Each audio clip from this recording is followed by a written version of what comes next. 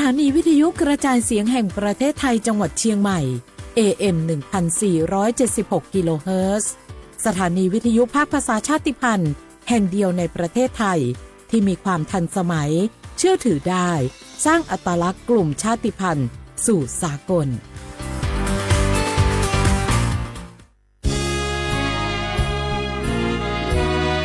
พระบารมีปกเกล้าเพื่อปวงชนชาวไทย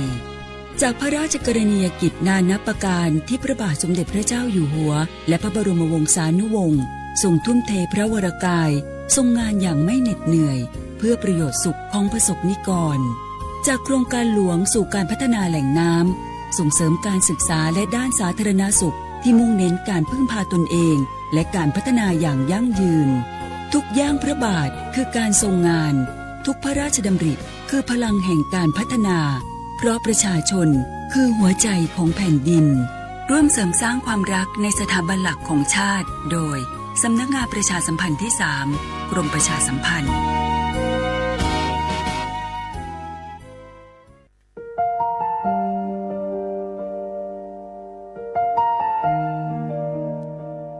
ขอน้อมเกล้าถวายอาลัยสมเด็จพระพันปีหลวงพระแม่แห่งแผ่นดินผู้ทรงเมตตาเหนือเกล้าขอพระองค์เสด็จสู่สวรรคาลัยข้าพระพุทธเจ้าข้าราชการและเจ้าหน้าที่สถานีวิทยุกระจายเสียงแห่งประเทศไทยจังหวัดเชียงใหม่กรมประชาสัมพันธ์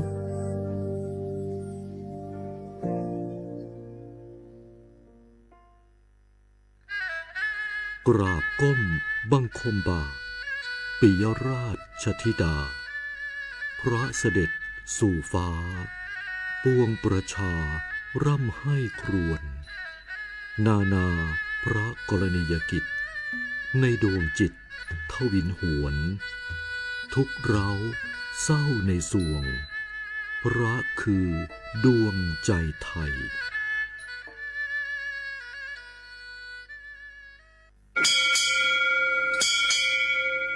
我不打架，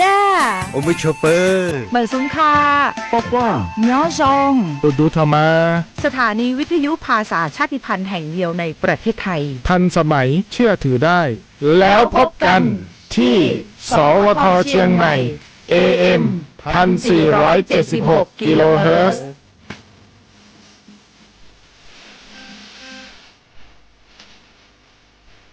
มะเร็งไตวายหลอดเลือดสมองสารพัดโรคค่าใช้จ่ายสูง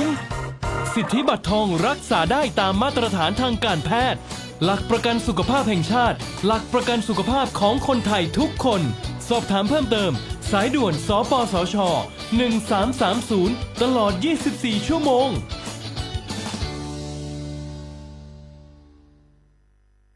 เจ็บป่วยฉุกเฉินวิกฤต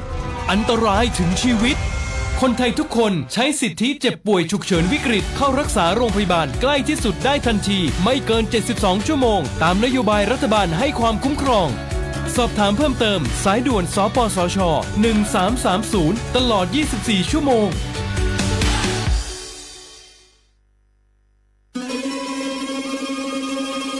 ก้าวสำคัญมาถึงแล้วเจียงใหม่นครหลวงของล้านนาสู่การเป็นมรดกโลกต่างวัฒนธรรมขององค์การยูเนสโกเมืองที่ยังมีชีวิตและมีประชาชนอาศัยอยู่ร่วมกันวันที่ 3-8 สิงหาคม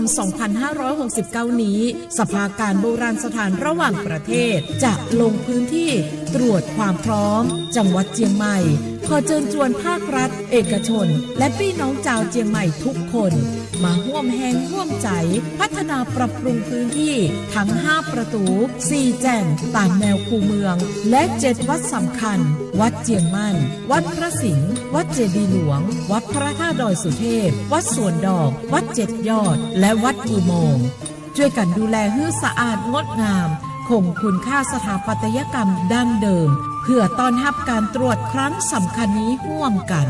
ร่วมสนับสนุนเจียงใหม่สู่เมืองมรดกโลกต่างวัฒนธรรมโดยสวทเจียงใหม่สำนักงานประชาสัมพันธ์ที่ 3 กรมประชาสัมพันธ์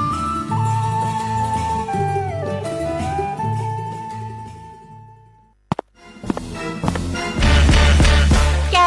ลองปะกลิ่นห อมเหมือนขนมหวานที่สำคัญไม่เหม็นเอาเปล่าหยุดเลยนะแกรู้ปะว่าในนั้นน่ะนิโคตินเพียบเลยนะนิโคตินในบุหรี่ไฟฟ้ามันทำลายสมองส่วนการเรียนรู้นะแกยิ่งสูบสมาธิยิ่งสั้นความจำก็แย่ลงแถมยังเสี่ยงเป็นโรคปอดอักเสบเฉียบพลันอีกจริงดิแต่ควันมันก็ไม่เหม็นแถมไม่มีกลิ่นติดตัวด้วยโอ้ยถึงไม่มีกลิ่นติดตัวแต่สารเคมีโลหะหนักเพียบสูบแล้วเหนื่อยง่ายออกกำลังกายหรือซ้อมเต้นแป๊บเดียวก็หอบและเสียสุขภาพหมดอย่าให้บุหรี่ไฟฟ้ามาทำลายอนาคตและสุขภาพของคุณฉลาดเลือกฉลาดใช้ชีวิตไม่ตกเป็นเหยื่อบุหรี่ไฟฟ้าด้วยความปรารถนาดีจากสำนักงานประชาสัมพันธ์ที่ 3 กรมประชาสัมพันธ์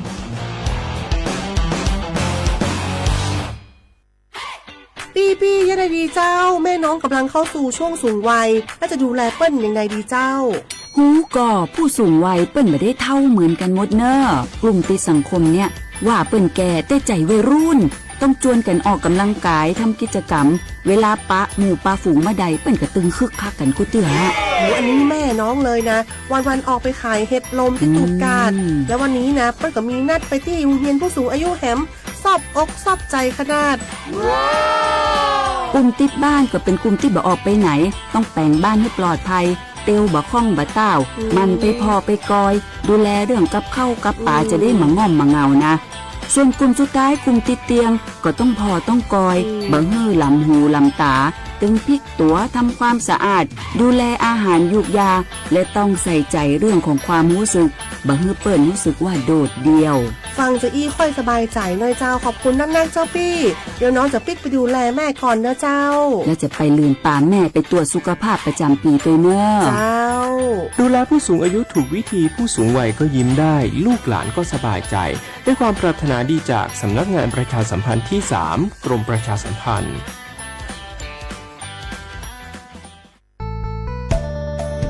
สถานีวิทยุกระจายเสียงแห่งประเทศไทยจังหวัดเชียงใหม่กรมประชาสัมพันธ์ประกาศรับสมัครบุคคลเป็นลูกจ้างเหมาบริการตำแหน่งพนักงานกระจายเสียงภาษาเมียนจำนวน1 อัตราเพื่อเป็นตัวแทนนำข่าวสารร่วมพัฒนาคุณภาพชีวิตชาวเมียนและเผยแพร่วัฒนธรรมท้องถิ่นให้เป็นที่รู้จักผู้สนใจยื่นใบสมัครด้วยตนเองได้ที่งานธุรการสถานีวิทยุกระจายเสียงแห่งประเทศไทยจังหวัดเชียงใหม่ตำบลช้างคลานอำเภอเมืองจังหวัดเชียงใหม่ตั้งแต่บัดนี้เป็นต้นไปสอบถามข้อมูลเพิ่มเติมได้ที่ 053-276-068 ในวันและเวลาราชการมังเลี้ยวเอาเก่งเศร้าก็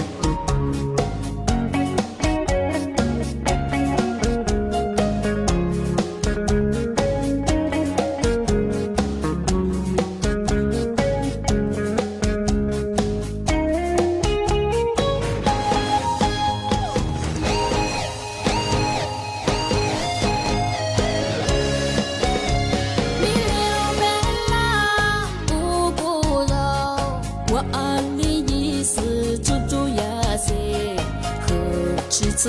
啊，我的马蒂格，是杜阿卡，我的鲁蒂格，没做玛雅是杜我，不老不老不老我主家，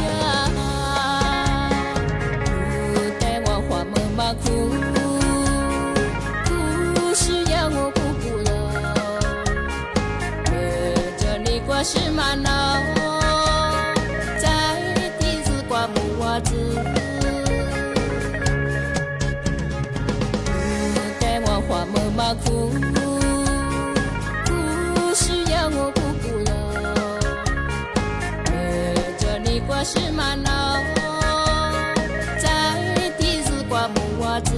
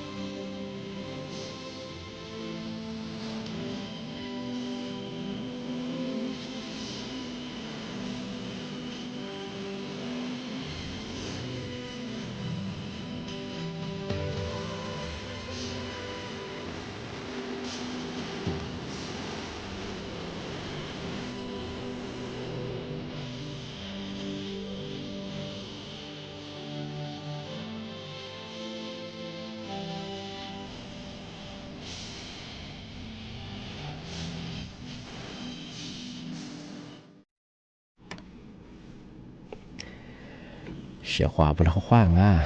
เมื่อสาญีโมกว่าญี3 โมงลิสุงโดดสุดขวาจบไปแล้วห้องลิสุงปากกากุมาทาจิ้มใหม่สถานีวิทยุกระจายเสียงแห่งประเทศไทยจังหวัดเชียงใหม่วันดูยังสำนักงานประชาสัมพันธ์ที่3กรมประชาสัมพันธ์อาจจะแบบบางก็เชื่อสบท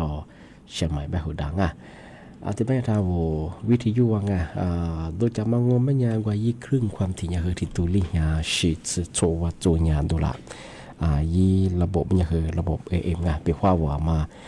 โลชื่อยางงไม่ยังวิทยุคือเอารายการลิสโมคดีนั่นยี่เวลางมันคือเนี่ยยาโฉบโมควานีเจมุเนี่ยว่าทุกคนด้วยที่มูลองมันคือหนีโมควานี3 โมที่มาคือนาทีเนี่ยควานีนานยาสที่นี้ตัวอย่างที่ทาวระบบไลฟ์สดคือว่า Facebook ยี่เป็นคือสวทเชียงใหม่ AM 1476กิโลครึ่งมาคือเอาที่โค้งหายคือตัวหลังมาบอกว่ากดติดตามได้เบอร์มาคือถูกใจเอาสุดท้ายนี่เกิดช่วงในเมที่ยังงมันคือชอบลิซูบาคือพารากะอาจจะในเมที่ยังคือโช5ทีนี้ในเมที่ยังคืองี้ชอบยุคนยิโตนี่ชื่อโชโกที่ปัญญาไทยบางปัญญาคือชื่อ5ลียังไงนี่เมที่ยังคือนี่เตียงเอาเชื่อว่าถ้าวิทยุใครนาจาสุงถ้าที่ถ้าวันไหลสวดตื่นละสุยินละสุดก็คือข้อความมากกว่าละคือที่ดีงอกดถูกใจเอาสุดไปนี่เกิดช่วงยาคือเชื่อว่าช่วงช่วงยาทุกเวลาเนี่ยก็ละมันคือจะต้องมาคืออะไรมันสมมุติคือที่ดีนั่นยังฝรั่งเอาจุ่มมายามาซื้อเองมันคือจะเนี่ยคือถ้าถึงมุลจ่าคนละเองที่นี่มุขวานี่3 โมงเนี่ยก็ละที่โคนี่โคเนี่ยคือมันคือจะเนี่ยเวลาเนี่ยละที่มันคือจะสิจุบว่าเนี่ยคือเหตุจุบตัวเองอะไรแบบคือจ่าละมันคืออะไรที่โคอะไรนี่โคดูเราใช่กว่าอะไรแบบว่าสมมุติแต่ก็ตัวเนี่ยคือมาโมบิคือที่เลยทุกฝรั่งนั่นยังฝรั่งอะไรแบบมันคือจะเนี่ยมันจงที่มันจ่าฝรั่งเนี่ยคือที่เนี่ยอันเนี่ยคือสิจุบว่าเนี่ยเหตุจุดตัวเองอะไรแบบคือสมมุติว่าเนี่ยคือจิมัวทัวจ่าฝรั่ง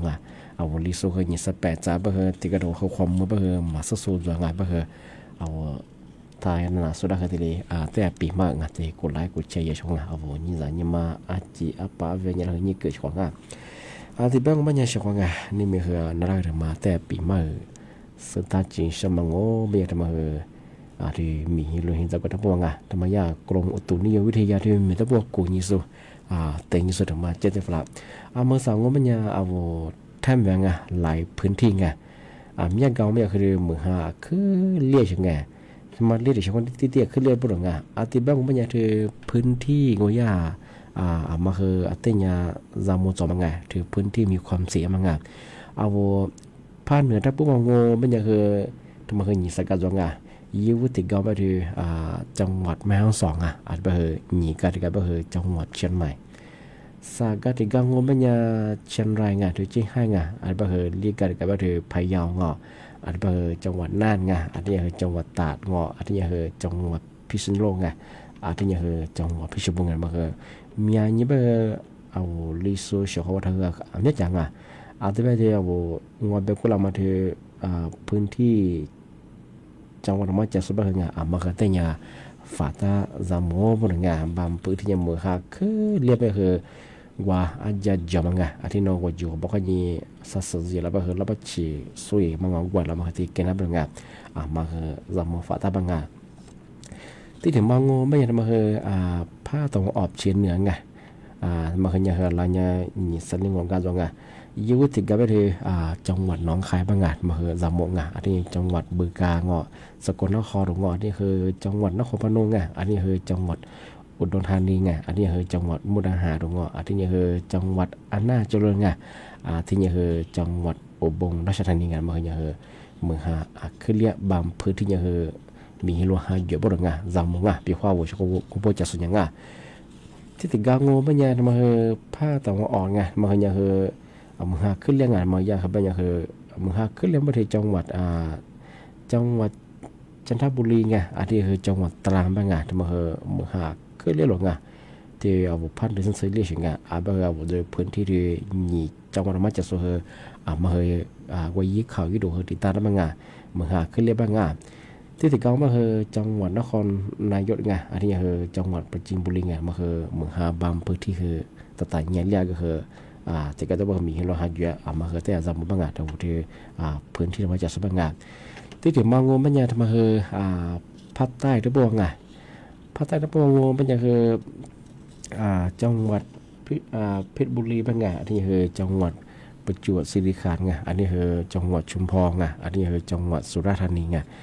อาทิตย์เฮที่ว่าฝันอันดามันมาเฮจังหวัดระนองจังหวัดพังงามาเฮเมืองหาคือเรียอาทิตย์เจอว่าจอฝันทะเลอันดามันรับมาเฮไงที่ยาอีคลื่นทะเลกว่ามีชาอาจจะมาเฮมุมดเดียบงยี่มุมจะมาเฮหนีมีความเฮสามเมติกาตัวมาเฮลิมิตสิบงได้มาเฮเทวว่าชาวประมงเทวว่าควาจะโซ่ว่ากับเบก็สุมาเฮที่ดิฉันไม่เคยมึงหาขึ้นเลยบ่เคยฐานดุยบ้างอันตรายอย่างไงบางอย่างกลุ่มอุตุนิยมวิทยามาแจ้งตัวฝรั่งมาจำมึงที่ยังคืออยากจะบอกที่เรามากว่ายี่ตัวไงที่เราข่าวสารติดตามได้ปีว่าบางพื้นที่โซว่ายี่คือมีความเสียบ่เคยไงคือไม่ใช่บ่เคยมึงหาคือไปเรียกยาสุติเลประกาศแจ้งตัวอย่างง่ายแต่มาว่าช่วยทำมาที่ปีมากที่สุดที่ช่างที่มาที่เชียงโง่ไม่ยังคือที่ถึงมาปีมาใช่มาที่ยากกลุ่มอนามัยเธอนาที่พวกเขากว่าเชื่อที่มาปลาคือที่ในฝรั่งอีกทั้งมาเฮงวานซึห้าพฤติการที่เราที่ก็เรียกว่าเฮมาซึ่งที่จะมาก็ดูแลสุขภาพมาค้ากันน้ำชินมาค้ากันน้ำมาชิงกันน้ำมัมาที่พยายามมาเฮมีหนาเงาชาปเรื่องที่พยายามโง่ปัญญายาเฮก็เดียวว่าที่สุขภาพมาค้ากันเลยมัชินมาค้ากันเลยมาที่กินน้ำเป็นไงวานจุดยี่วุฒิมาว่าที่ยาเนี่ยไงที่สักว่าตั้งมาไทยยี่บุรงที่สักว่าไปตั้งโง่ไม่เนี่ยกูเด็กกูมีวัวขึ้นน้ำมาเต็มมาว่านาชิงไงเต็มมาว่าน้ำมางอจ้ากูเด็กกูมีนาที่จึงเลยมาสุขภาพมาค้ากันเลยอาจจะไปตัดเส้นไปแล้วไปยังไงในชีวิตตัดไปยังไงแต่ก็เราไปตัดเส้นไปมันตั้งงอที่สักว่าเส้นตั้งมามากูเดียวความคุณไปจ้านาเกลี่ยงถึงมาถึงมางนี่มาถึงมาก็ไม่ยากชีวิตมาอาจจะไม่มีเงินตัวไปยังไงแต่ก็ไปว่าจะเตี้ยมาตัวไปน้าหัวบ่หอกว่ายี่แต่ที่นักกุศลมาให้มามาจะมาหัวกุศลมาบีบยังไงที่เราไปวุฒิฝืนนางอที่เรากูดีก็มีเสียงมันโจ้งอเสียงจะไปยังไงที่ก็เราไปอีชีหืนน้ำงเพราะว่าด้วยว่าจะที่ก็หมดตัวบ้างอาจจะอันนี้ยังถึงยังมาเนี่ยเหตุแก่สิ่งวันตัวจะเป็นไงอาจจะตัวมาก็ข้างสามารถถึงมาโง่ไม่เนี่ยมางานกว่ามีสุ่มบ้างมากว่าปัตตาที่มือซ่าเนี่ยตั้งมันยังไงตัวมาตัวงอไอ้ที่พญาตาบะเฮญตาเสด็จบะเฮนายาบะเฮนามีความเสี่ยงด้วยโรคเรื้อรังมาติดเกณฑ์เป็นยังไงจริงกว่าก็มียังไงและเพิ่มแบบเอากับความบะเฮที่บ่หอโขนำมาติดเกณฑ์เป็นยังไงญตาเสด็จบะไงบะเฮทำมาแต่สามงญตาเสด็จบะเฮแต่ตัวละยังไงยินเสียยินใส่แต่เอากำลังกายยังไงทำมาถึงมาลีมาถึงมาก็ไม่ยังชกมาจ่าส่วนไงที่กินของหวานไงว่าเชื่อมันจีความมันจีไงจะเสด็จไปคือยังกูเดียวยินนะเนี่ยจะกินได้เป็นไงปีขวาทำมาจะเสด็จไปเสียนโรคหัวใจว่าไงยินมันนะกินได้ไงยินมาถึงว่าว่าความดันไงความดันโลหิตสูงยังมาไงความดันเดียบไปเฉยไงที่ถึงมองว่าบางวันเงาะแล้วโรคบางวันกินได้เป็นไงปีขวาโนยึดเชื่อจะเสด็จว่าของเคนด้วยความมันจะใช้ไปกูเดียวน่าเนี่ยจะเกิดน่าเป็นไงปีความมาทีนี้พัดจะยังไม่ไงมีหนังไงที่ว่าแต่เนี่ยเขาจะงานว่ามาที่มาโง่ไม่ยังชกงานมาคือแยกยังที่กระโดดมาโทรศัพท์มือถือดูสุดไม่ไงจะสักว่าไปมันตั้งโทรศัพท์นี้กันยังมาที่กระโดดมางอตีหนึ่งที่สองซึ่งไงที่สักว่าสักว่าถึงยันหรือที่ไปยังไงกูเดียวความคุณ เอาจากกูเดียวเฮนาคือนาหน้างานเชื่อมันตัวเชื่อว่างานมาคือเคยจังงานมาคือเอากูเดียวทีเดีดูเลยว่างานก็เราเอาชิคกี้พายแบบยังไงมาเอากูเดียวที่สุขภาพไงชื่อเนี่ยเขาอยู่ใช่ป่ะไงมากูเดียวมาทีเดียวว่างานนุ่งฟุบะเมียจัวคืองอ20 สมุยหมดสุดจัวคือนุ่สุขภาพเด็กมาคือวุ้มันน่ะเชื่อมันน่างานสุขภาพมาคือมากูเดียวมาทีเดียวความยี่ว่าเชื่องานที่เป็นยังไงมาทีเดียวพยายามไปงานที่งานสมาธิพยายามไปงานมีหนังไงพอมันหนังมาคือกูเดียวไงว่าสุขภาพคือมาคักเกลียงอที่ยังคือชื่อเนี่ยคือ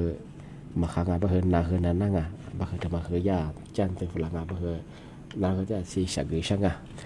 ที่บ้านยังช่างอ่ะนาคือมาซามกว่าแต่ว่าเกินนั่งอ่ะทำมาคือเราช่างน้อยอ่ะดอยสเกลว่าจะสังไงจังหวัดเชียงใหม่จังไงไปคืออากูได้วิมากกว่าคือแต่ฟูไปคือนั่นเด็กฝรั่งอ่ะไปคือแต่คนนั้นยังช่างอ่ะ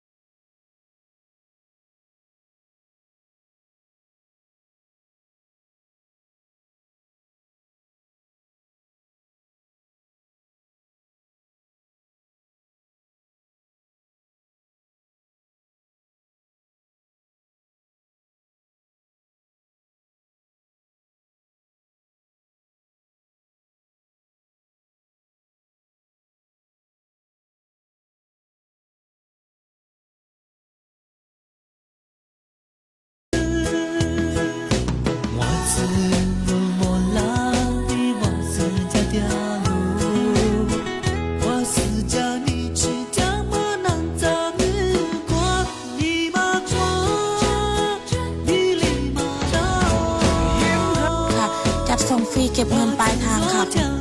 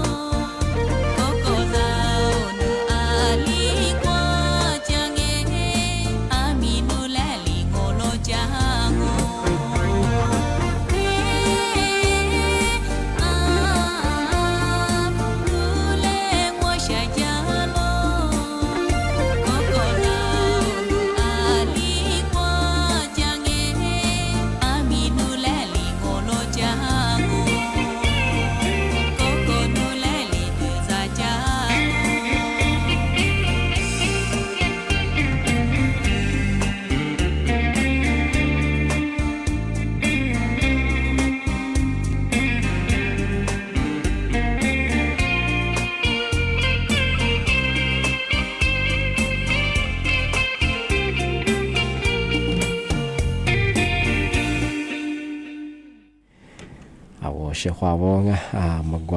的弗拉索阿天么个个弗拉索了个คือ么学话อาทิเนี่ยงาจะมาแต่เชื่อ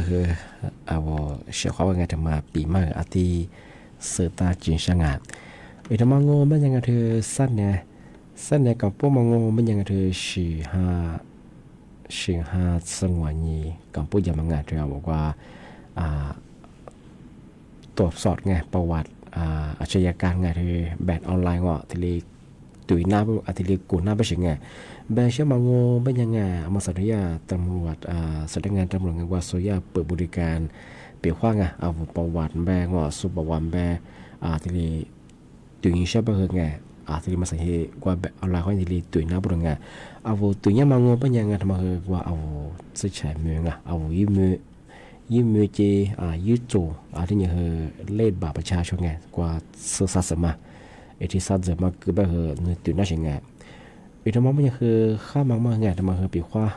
จะเปียวนุ้ยล้างมาเปิดได้งอไม่ยังไงนูละนูวันสังนูพนักงานมีว่าข้อแบบเหรอไงข้อแต่แบบเหรอนูอีประวัติซึ่งเชื่องงเป็นไงกูละยี่ขบเบียจ้ามันก็ใช่ละชูสีจ้าละชูอีจ้าอีประวัติจ้ากูละยี่สู่ขุจ้าไงสู่อีประวัติดูสิพัดจอแบบเหรอที่ตุยน่าเชื่อไงที่บ้างไม่ยังไงทำไมพัดตุยย่อมไม่ยังว่าเว็บไซต์กองทะเบียนประวัติอาชญากรรมบ้างไงนึกว่าดูยังเคยทีเดียยิ้มมือเจยืดจูจีงอไอ้ไปเหรอกว่ายี่เล่บัตรประชาชนไงที่สัตว์จึงมาคือเมื่อโน้นทีเดียตุยน่าเชื่อไงดูแลเชื่อไงมันว่าที่ถือมายี่กูละยี่ประวัติจ้ามาจงมาไงที่พี่อาที่ตุยนั่งไงทำไมข้างไงอะไรบ้างทำไมย่าเริ่มใช้ไงที่สี่ห้าซึ่งวันนี้ก็พูดอย่างไงยี่คนยี่ตัวอย่างชุดสื่อกูคงทำไมข้างไปคว้าหัวเหี้ยมาลามันก็ใช่เกินโนหลักชุดหัวคว้าบ้างเอาผมพามาซื้อบ้างโน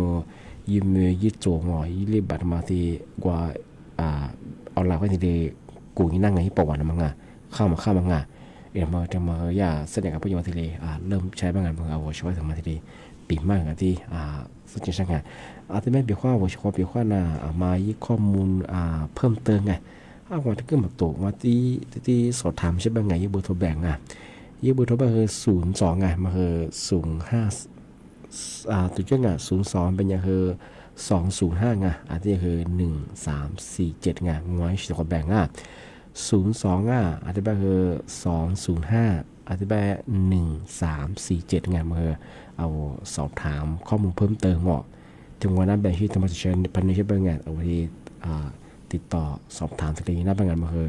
งานตรวจประวัติยิ้มมือเจยืดโจยังไงเอาที่สอบถามนั่งงามที่บ้างไม่ยังชอบไงน้าปีมามาคือนี่ไม่ถึงเราคือที่เรียนจวงที่บ้างยังคือเอารายการลิสงต้องมาคือไงในเจที่มุลเจในแบบคือสมมุขวานีเจโมโดที่ขวัญว่าที่มุลแบบคือหนีมุขวานีสามโมนาทีเนี่ยขวานีคือนางวันเนี่ยใช่ว่าเขาว่าคือบ่มงที่บางคนนี่มีที่มุลคือน้าปีมามาคือที่เรียนจวชของเมื่อสัปดาห์หลายพื้นที่ไงที่เกิดตัวบางคนมีเราหาเยอะจวเมื่อหาเลี้ยมาคือจวบางคนบางคนเดือมาจามกว่าเชิงที่ยังคือว่าหากเกิดดูสงบเป็นยังไงปีข้อมือหาคือเลี้ยเลี้ยบางคนว่าลอยสู้ลอยชิสบางไงแต่ต่างยังเชิงลอยเชิงเป็นยังคือแต่ก็ถ้าชิมงเมื่อหาเลี้ยคือจะกุศลอันตรายยังลอยชิบางคนเลี้ยเลยก็มันจะเชื่อการเชื่อจุกุติยังที่เกิดตัวบางคนลอยชิบางคนว่าอีกคือมีคืองอละชูจะกุศลมาตรงลูกคือลามาคือจุมาสบายจ้าสุดท้ายยูบางคนจุช่วยว่าเราไม่ชิสบางบางคนก็ยังจังบางคนแต่จำที่เป็นยังไงน้าปีมามาคือที่เรียนจงว่าว่าชอบว่านาโซตัวเองสุดท้ายคือ做西做这那在平常个做这ที่คือที่นี่ก็ที่นี่ว่าคือด้วยอะไรก็เยอะไปเปลี่ยนนี่เพราะว่านี่ก็ยังว่ามันจะสู้แบบคือว่าจะว่าดูเจว่ามีจะสู้ที่ตรงที่แบบคือน้าปีมามาคือที่เรียนจงที่แบบคือที่ความมูลความว่าสุดท้ายคือบ่มันเพราะว่าสวัสดีครับ